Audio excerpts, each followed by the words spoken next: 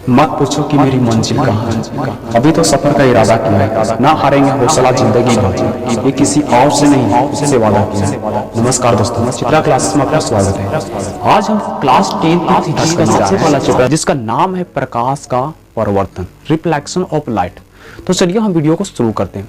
सबसे पहले जान लेते हैं हम कि लाइट होता क्या है।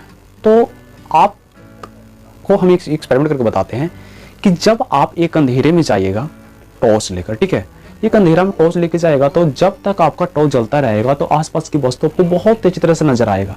लेकिन जब वो अंधेरे घर में अगर टॉर्च को आप ऑफ कर दीजिएगा तो वहां पर आपको कुछ नहीं दिखाई देगा। यहाँ से मुझे क्या पता लगा कि जब भैया टॉर्च जल रहा था तो उससे प्रकाश निकल रहा था तो हम वस्तु को देख रहे थे, लेकिन जैसे ही टॉर्च को ऑफ किए तो मुझे वहां पर कुछ नहीं दिखाई दिया। इसका मतलब कि प्रकाश की सहायता से हम किसी वस्तु को देख सकते हैं। तो हम इसको इस प्रकार से डिफाइन कर सकते हैं कि प्रकाश जो है एक ऊर्जा का रूप है जिसके सहायता से हम किसी वस्तु को देखते हैं। ओके, प्रकाश एक ऊर्जा का रूप है जिसके सहायता से हम किसी वस्तु को देखते हैं। प्रकाश की अनुपस्थिति में हम किसी वस्तु को हम नहीं देख सकते हैं। ओके, अब यहाँ पर जानते हैं कि प्रकाश का गुण क्या होता है। तो प्रकाश का सबसे पहला गुण आपका है कि प्रकाश भैया एक ऊर्जा का रूप है। प्रकाश एक ऊर्जा का रूप है।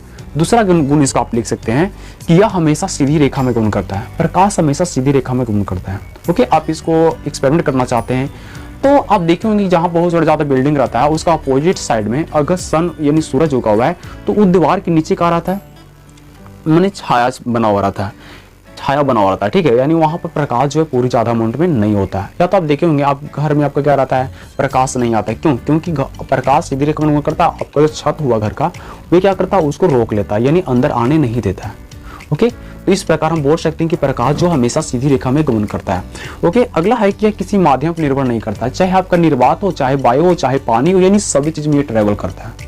ओके, नेक्स्ट प्रॉपर्टीज का है कि निर्वात में प्रकाश का चाल 3 × 10⁸ मीटर/सेकंड होता है। निर्वात मतलब जहां पर वायु नहीं है वहां पर प्रकाश का चाल देखा जाए तो 3 × 10⁸ मीटर/सेकंड। आप एक बात हमेशा याद रखिएगा कि दुनिया में सबसे ज्यादा स्पीड जो है वो लाइट का ही है। ठीक है, अगर पूछ दिया जाए कि वायु में प्रकाश का चाल कितना होता है, वायु में प्रकाश का चाल 2.99 अप्रोक्स बोल सकते हैं कि 3 × 10⁸ मीटर/सेकंड ही होता है। ओके, तो यहाँ पर मैंने बता दिया प्रकाश क्या होता है और प्रकाश के गुण। ओके, आगे देखते हैं किरण के बारे में।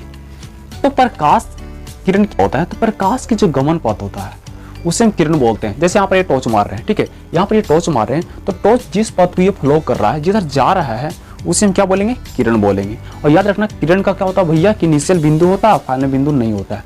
जहां से टॉर्च मार रहे हैं आप उस बिंदु को डिनोट कर सकते हैं, लेकिन जहां तक आपका टॉर्च का प्रकाश जा रहा है उसको आप डिनोट नहीं कर सकते, इसलिए उसको हम अनंत मान लेते हैं। ओके, तो प्रकाश के गमन पथ को हम किरण बोलते हैं। अगला है प्रकाश पुंज, इसको इंग्लिश में बोलते हैं बीम ऑफ लाइट। तो जब बहुत सा किरण एक साथ ट्रेवल करेगा यानी चलेगा, यानी बोल सकते हैं किरणों के समूह को, जब बहुत से किरण एक साथ जाता रहेगा तो उसे बोलेंगे प्रकाश पुंज, यानी किरणों के समूह को हम प्रकाश पुंज बोलते हैं। ओके, जैसे आपके यहाँ पर दिखाई दे रहा है कि बहुत से किरण जो है एक साथ ट्रेवल कर रहा है, यहाँ पर देख सकते हैं आप। ओके, अगला देखते हैं कि प्रकाश पुंज जो है वे टोटल 3 प्रकार के होते हैं। सबसे पहला होता है समांतर प्रकाश पुंज, दूसरा होता है अभिसारी प्रकाश पुंज, तीसरा होता है अपसारी प्रकाश पुंज। तो तीनों को हम एक वाई करके देखते हैं। सबसे पहले जान लेते हैं कि समांतर प्रकाश पुंज क्या होता है। तो समांतर प्रकाश पुंज वैसे प्रकाश पुंज को बोला जाता है जिसका सभी किरणें समांतर होती है। यहाँ पर देखिए समांतर प्रकाश पुंज ये है, ठीक है, क्योंकि इसका सारा किरण जो है एक दूसरे के समांतर है, तो हम इसको समांतर प्रकाश पुंज बोल सकते हैं। ओके, दूसरा होता है अभिसारी प्रकाश पुंज, तो वैसा प्रकाश पुंज जिसका सभी किरणें एक बिंदु पर आकर मिलती है। यहाँ पर देखिए आपको दिखाई देगा कि बाहर से बहुत सा लाइट आ रहा है, बहुत से किरण आ रहा है, एक बिंदु पर मिल रहा है, तो ये हो गया आपका क्या, अभिसारी प्रकाश पुंज। ओके, उसके बाद देखते हैं अपसारी प्रकाश पुंज, यानी वैसा प्रकाश पुंज जिसका सभी किरणें एक बिंदु से निर्गत होकर यानी निकलकर अलग अलग दिशाओं में फैल जाती है। यहाँ पर देखिए इस पॉइंट से क्या हो रहा है कि बहुत से किरण निकल रही है और अलग अलग डायरेक्शन में क्या हो रहा है, फैल रहा है, तो इसको हम बोलेंगे अपसारी प्रकाश पुंज। तो यहाँ तक वो क्लियर हो गया होगा कि किरण किसे कहते हैं, प्रकाश पुंज किसे कहते हैं, ये अभी बात पता लग गया। और प्रकाश पुंज जो है 3 प्रकार के होते हैं, मैंने सारे को डिफाइन कर दिया। अगला एक होता है आत्मदीप्त पदार्थ, इसको लुमिनियस सब्सटेंस इंग्लिश में बोलते हैं। तो आत्मदीप्त पदार्थ का होता है वैसा पदार्थ जिसके पास अपना प्रकाश होता है, दुनिया में स्थित हुए चीज जिसके पास अपना प्रकाश हो उसे हम बोलेंगे अदीप्त पदार्थ। ठीक है, जैसे आप ले सकते हैं एग्जांपल में सूर्य के पास क्या होता है, अपना प्रकाश होता है। ऐसा नहीं कि किसी से मांगता है या तो कोई इस पे टॉर्च मारता है तो चमकता है और हमारे पास लाइट पहुंचता है, ऐसा नहीं हो पाता है। ठीक है, तो सूर्य हमारा क्या हो गया भैया कि आत्मदीप्त पदार्थ हो गया। सेकंड में तारा के पास क्या होता है, अपना प्रकाश होता है, वो किसी अन्य चीज के प्रकाश से नहीं चमकता है। आप दीपक ले सकते हैं, इस कैंडल हो गया, आपका जो मोमबत्ती होता है वो भी ले सकते हैं, बल्ब भी ले सकते हैं, ये सब का है आत्मदीप्त पदार्थ है, क्योंकि इसके पास अपना प्रकाश, ये किसी अन्य चीज के प्रकाश से नहीं चमकता है। दूसरा होता है अदीप्त पदार्थ, इसको बोलते हैं इंग्लिश में नॉन लुमिनियस सब्सटेंस, यानी वैसा पदार्थ जिसके पास अपना प्रकाश नहीं होता है, वो दूसरे के प्रकाश से चमकता है। जैसे आपके पास टेबल होगा, टेबल से लाइट निकलता है नहीं, टेबल क्या होता है, जब आप टॉर्च जलाते हैं, अंधेरा में अगर टेबल को रख दीजिएगा तो आपको दिखाई नहीं देगा, जब टॉर्च को जलाइएगा तो क्या होगा कि वे प्रकाश किरण सबसे पहले टॉर्च पर पड़ेगा, यानी टेबल पर पड़ेगा, उसके बाद आपके आंख में पड़ेगा, तब आपको दिखाई देगा भैया यहाँ पर टेबल है। ओके, तो ये जो होता है आत्मदीप्त पदार्थ के पास जो है अपना प्रकाश नहीं होता है, ये दूसरे के प्रकाश से चमकता है। ओके, तो यहाँ तक आपको क्लियर हो गया होगा।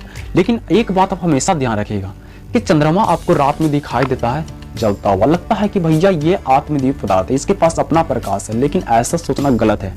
चंद्रमा के पास अपना प्रकाश नहीं होता, वह सूर्य से आने वाली प्रकाश की किरण को रिफ्लेक्ट कर देता है, यानी परिवर्तित कर देता है, इसलिए आपको लगता है कि वहां चंद्रमा से प्रकाश निकल रहा है। ओके, तो आप हमेशा याद रखिएगा चंद्रमा जो है एक अदीप्त पदार्थ है। ओके, यानी नॉन लुमिनियस सब्सटेंस है। तो यहाँ तक वो क्लियर हो गया होगा कि आत्मदीप्त पदार्थ क्या होता है और अदीप्त पदार्थ क्या होता है। अगला देखते हैं प्रकाशीय माध्यम, इसको बोलते हैं ऑप्टिकल मीडियम। प्रकाशीय माध्यम किसको बोलते हैं, तो वैसा माध्यम जिससे प्रकाश किरण ट्रेवल कर सकता है, यानी क्रॉस कर सकता है। जैसे आप ले सकते हैं एग्जांपल में पानी में टॉर्च मारिएगा तो टॉर्च का जो प्रकाश वो ट्रेवल करेगा, जाएगा। ठीक है, आप एक और एग्जांपल ले सकते हैं हवा में तो प्रकाश चलवे करता है, जो सन से किरण आता है, वायुमंडल तो बहुत सा हवा प्रेजेंट है, लेकिन फिर भी क्या हो रहा है, सूर्य से प्रकाश किरण आपके पास पहुंच रहा है। ओके, तो वायु में प्रकाश किरण चलता है, तो इसको बोल सकते हैं प्रकाशीय माध्यम। कांच हो गया, शीशा में प्रकाश किरण चलता है। आप क्या कीजिएगा कि शीशा घर में जाइएगा और वहां से टॉर्च मारिएगा तो शीशा से एंट्री करके वह प्रकाश जो है बाहर निकल जाता है। ओके ना, तो ऐसे देखेंगे बल्ब में क्या रहता है भैया, शीशा लगा हुआ रहता है, फिर वो शीशा से प्रकाश किरण बाहर निकलता है। ओके, ताप हो गया, बहुत ज्यादा गर्मी है यानी गर्म है कोई चीज, ठीक है, फिर वहां से प्रकाश निकल पाता है। तो ये सारे चीज जो हो गया, जहां से प्रकाश की किरण निकल पाता है उसको हम बोलते हैं क्या, प्रकाशीय माध्यम बोलते हैं, यानी ऑप्टिकल मीडियम बोलते हैं। और प्रकाशीय माध्यम जो दो प्रकार के होते हैं, पहला होता है समांगी माध्यम, दूसरा होता है विसमांगी माध्यम। समांगी माध्यम किसको बोलते हैं, तो वैसा माध्यम जिसका प्रत्येक भाग का गुण एवं बनावट जो होता है सेम होता है।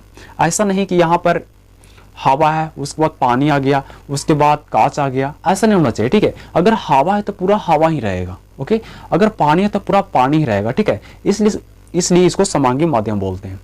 क्यों, क्योंकि जिसका गुण बनावट क्या हो, समान हो जिस माध्यम का, उसे हम समांगी माध्यम बोलते हैं।